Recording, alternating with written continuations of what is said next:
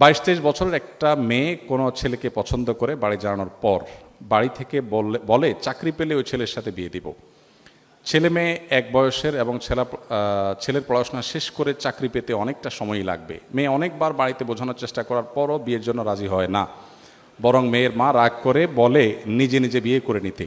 এমন পরিস্থিতিতে যদি মেয়েটা কাউকে না জানিয়ে বিয়ে করে তাহলে এটা জায়েজ হবে কি না? খুব কমন পড়ে গেছে নাকি? এত খুশি হওয়ার কারণ কি? বেশি কমন হয়ে গেছে?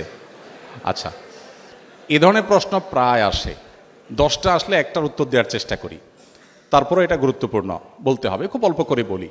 দেখুন, আল্লাহ সুবহানাহু ওয়া তাআলা বিবাহের দায়িত্ব দিয়েছেন অভিভাবকদের উপরে। আল্লাহ কোরআনে বলেছেন, ওয়া আনকিহুল আয়ামা মিনকুম ওয়াস-সালিহিনা মিন ইবাদিকুম ওয়া ইমাইকুম। অভিভাবকদেরকে আল্লাহ অর্ডার করেছেন তোমরা তোমাদের অধীনস্থদেরকে বিবাহ দাও।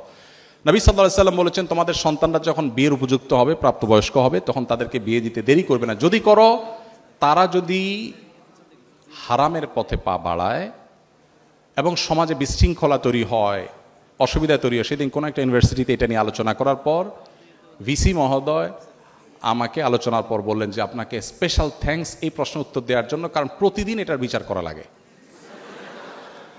তো আমি বলতে চাই যে নবী সাল্লাল্লাহু আলাইহি ওয়াসাল্লাম বলেছেন, যদি সন্তানরা বিয়ের উপযুক্ত হয় অভিভাবকদের কর্তব্য তাদেরকে বিয়ে দেওয়া। যদি না দেয় এবং সন্তানরা যদি বিপদগামিতার পথে পা বাড়ায়, সমাজে বিশৃঙ্খলা সৃষ্টি হয়, তাহলে সেক্ষেত্রে কি হবে?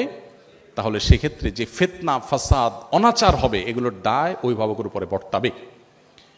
হারাম রিলেশন যারা করছেন, এখানে মূল প্রশ্ন যাওয়ার আগে একটা কথা বলা দরকার ছিল, সরি আমি ওখানে একটু ব্যাক করছি। সেটা হলো, বিবাহের আগে ছেলে মেয়েদের মধ্যে পরস্পরকে তথাকথিত ভালোবাসা নিবেদন করার নামে, প্রেম নিবেদনের নামে বছরকে বছর যে হারাম রিলেশন থাকে, এটা ইসলাম কেন হারাম করেছে? দেখুন, ডক্টর খন্দকার আব্দুল্লাহ জাহির রহমাতুল্লাহর চমৎকার একটা অ্যানালাইসিস আছে এই ব্যাপারে। স্যার বলেন যে দেখেন, একটা সাইক্লোনে, একটা ঘূর্ণিঝড়ে একটা দেশের বেশিরভাগ মানুষ মারা যেতে পারে, ওইটা আবার রিকভার করা সম্ভব।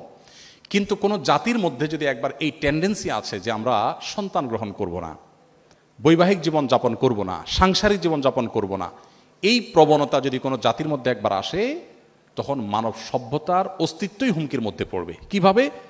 আজকের উন্নত পৃথিবীর যে কোনো দেশ আপনি তাকান, পশ্চিমের যে কোনো দেশের দিকে তাকান, এমনকি পূবেও তাকান, কয়দিন আগে দেখবেন কানাডা আমাদের দেশ থেকে গণহারে ভিসা দিয়ে লোক নিছে। আমি টবাক হয়ে গেছি শুনে যে ব্যাপার কি, এত বেশি লোক নিচ্ছে কেন? পরে শুনলাম যে তাদের দেশের লোকের টান পড়ছে, আমার দেশ থেকে লোক নিয়ে যাচ্ছে। আপনারা স্টুডেন্ট ভিসা যখনই দাঁড়ান কোনো এম্বাসিতে, একটু মোটামুটি যোগ্য ছাত্র হলে আর দেরি করে না, সাথে সাথে তারা নিয়ে যাচ্ছে। ব্যাপার কি? আমি ভিজিট ভিসার জন্য গেলে আমাকে তো ভিসা এরকম দেয় না, আপনাকে তো বেশি দিচ্ছে কেন? তাদের দেশে আসলে পর্যাপ্ত লোক নেই। এখন প্রত্যেকটা উন্নত দেশে, আপনারা সবাই জানেন আমার চাইতে বেশি, প্রত্যেকটা উন্নত দেশে সন্তান হলে সরকার তার জন্য বাবা মাকে ভাতা দেয়, 2টা হলে আরো বেশি দেয়, 3টা হলে আরো বেশি দেয়। মানে সন্তান যেন হোক, সরকার চায়। কিন্তু বাস্তবতা হলো তাদের দেশে এমনভাবে জেনারেশন গ্যাপ তৈরি হচ্ছে যে দেশ চালাবার মতো পর্যাপ্ত মানুষ নেই। ওই যে বিবাহকে তারা ডিনাই করেছে, বিবাহ বহির্ভূত সম্পর্ককে অ্যাপ্রিসিয়েট করেছে, তার পরিণতি তারা ভোগ করছে, আরও হয়তো চরম পরিণতি অপেক্ষা করছে। তো এই জন্য বিবাহ বহির্ভূত সম্পর্ক হালাল নয়, এখান থেকে বেরিয়ে আসতে হবে। অভিভাবকরা যদি বিবাহ না দেন তারা গুনাহগার হবেন। এখন আপনার অভিভাবকদেরকে আপনি বোঝাতে পারছেন না, কি করবেন? আমি বলবো, যদি পারেন অভিভাবকদেরকে আমার অফিসে নিয়ে আসবেন। যদি আপনি আনতে পারেন, আমি ইনশাআল্লাহ চাচা চাচিকে বোঝানোর চেষ্টা করব ইনশাআল্লাহ। আমি পল্টনের একটা হোটেলে গিয়েছি একটা প্রোগ্রামে, তো এক যুবক তার বাবাকে হাত ধরে নিয়ে আসছে আমার কাছে, এসে বলছে, হুজুর এই আমার বাপ অনেক বলছে বিয়ে দেয় না, তো বলেন। আমি তো লজ্জায় পড়ে গেলাম যে কত বেহায়া ছেলে, এভাবে মুখের উপরে বলে নাকি মানুষ? তো বাবা মাদেরকে যদি আপনারা বুঝাইতে না পারেন, তো সেক্ষেত্রে অনেক বুদ্ধি আছে। সেদিন এক যুবক একটা দারুণ আইডিয়া দিল, বললো যে ভাই, আর্লি ম্যারেজের যে উপকারিতা, এটা নিয়ে আপনার একটা বক্তব্য ছিল, আব্বা আম্মাকে তো আসলে ডাইরেক্ট বলাও যায় না, তো ওই বক্তব্যটা ইউটিউবে চালাই দিয়ে আমি টয়লেটে চলে গেছি। তাতে পারপাস সার্ভ অনেকটাই হয়ে গেছে, বাবা মা অনেক কনভিন্স হয়ে গেছে যে হ্যাঁ ঠিক। তো যাই হোক, আমাদের বাবা মাদেরকে আমি অনেক সময় বলি, এখানে তো আর মুরব্বীরা নাই, ওনাদেরকে থাকলে আমি বলতাম, এবং অনেক সময় আমি বলি, আমাদের মুরব্বীরা, বাবা মারা, ওনারা যে বয়সে বিয়ে করেছেন, এখনকার সন্তানদের সামনে সোশ্যাল মিডিয়া যে ফিতনার সয়লাভ চলছে, তাদের তার চাইতে বেশি আর্লি বিয়ে করার প্রয়োজন হয়। আমি অনেক জায়গায় বলেছি যে আমি কিন্তু এই বয়সে নানা হয়ে গেছি, কেউ বিশ্বাস করে না। আমি এখন এই বয়সে নানা হয়ে গেছি, ইনশাল্লাহ দাদা হতে যাচ্ছি, আল্লাহ চাহেন তো।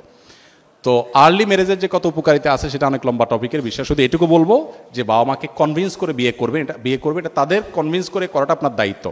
হানাফি মাযহাব অনুযায়ী প্রাপ্তবয়স্ক মেয়ে নিজে নিজে সিদ্ধান্ত নিয়ে বিয়ে করলে বিয়েটা বাই ল কোরআন হাদিসের আলোকে শুদ্ধ হয়ে যাবে, যদিও অন্যান্য ইমামদের মতে অভিভাবকের সম্মতি ছাড়া মেয়ের বিয়ে বিশুদ্ধ হবে না।